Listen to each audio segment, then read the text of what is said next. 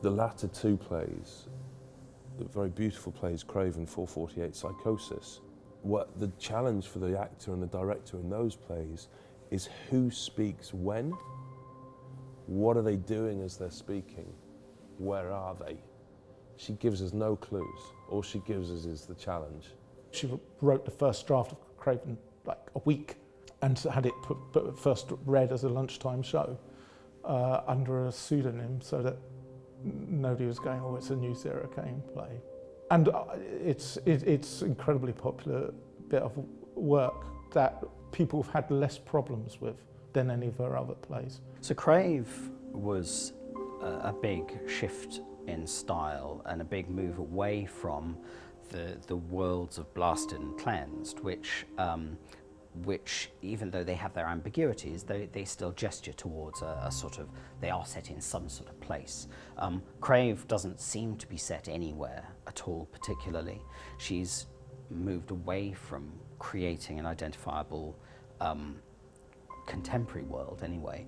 And on the page at least, it takes the form really of, I suppose, four voices. And actually what becomes perhaps more important than matters like sort of intention and motivation and character are things like rhythm and pattern and form. So it's a play where character and language slightly disengage from each other, which is, I think, one of the most beautiful things about it.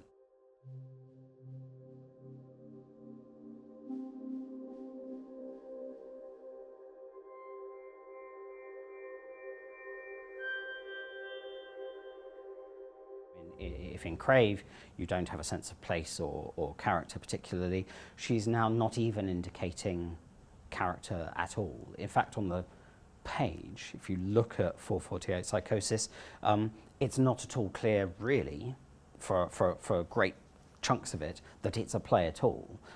There are, for example, sections that just appear to be numbers placed on the page, and it's very unclear whether those are is that dialogue? Is that something you're supposed to say? Is that in some sense a stage direction? Is this telling us something about pace or rhythm? But of course, when you stage it, you have to decide how many people are going to perform this, how you divide up the text, which bits are dialogue, which bits are stage direction, and so on.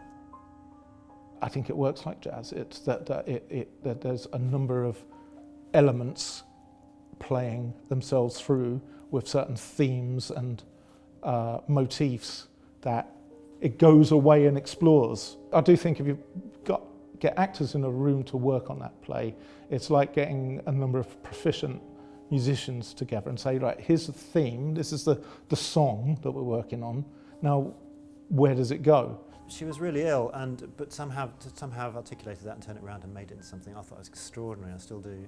But it was too raw to look at directly. It's like staring at the sun. You need to mediate in some way. So I thought the idea of the mirror at 45 degrees above the stage, so you have this, which somehow gives you extraordinary distance. It's a bit more like a movie or something. It gives you a bit of separation. It sort of takes it away from being completely literal.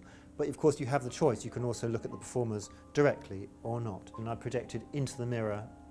It was like there was no shadow to this projection. It's like completely immersed in it, like swimming in it.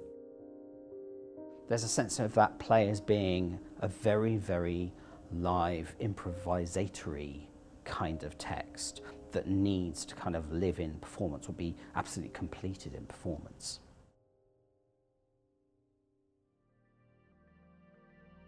When she was first writing her plays, it was very noticeable to me that there was a certain audience that just wouldn't go there with her, but a younger audience, they're open.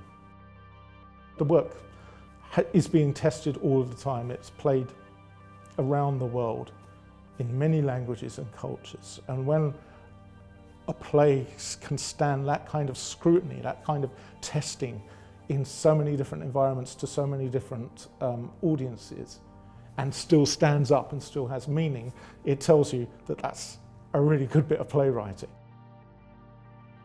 What I find genuinely astonishing about those plays is that she never described her despair. She dramatised it. in order to dramatise something, in order to be funny about it, you need to understand it. And she was able to look at a world that she was in conflict with, but look at it actually with a profound level of compassion, of understanding, of humour, of irony. And it's the love, actually, that makes the plays timeless.